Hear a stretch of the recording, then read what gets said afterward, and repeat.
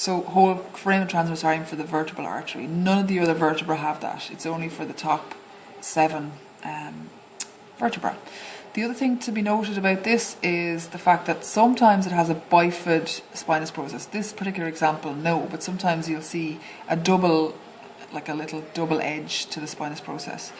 And these facet joints are different. They are, it depends on what part of the C-spine you're looking at, but a lot of the times they're orientated like this. So we say that they're orientated like the roof of a house.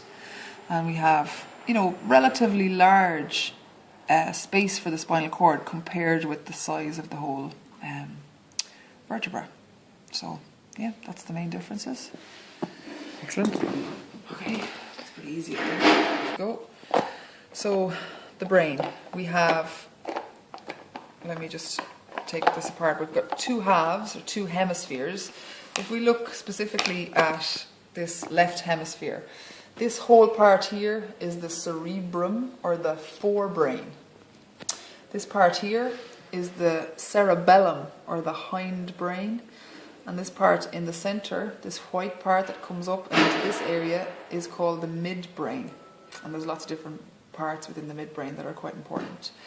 So if we start off back here, the cerebellum, there's 2 halves of it. It's this sort of, what would you call it, like a beige colour, and this is associated, or this is the main part of the brain that controls coordinated movement and balance. So the hindbrain is cerebellum. The midbrain then, I've obviously taken the 2 parts away. They would slot together like this. But what you have is the medulla oblongata, which is this kind of long white part here, that becomes, this is sort of the brain stem, and then this continues on and becomes the spinal cord. The other area here is the pons. So pons and medulla are quite low down in the midbrain. A lot of the cranial nerves originate down around here.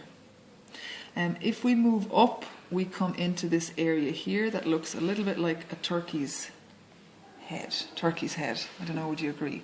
The very center of the turkey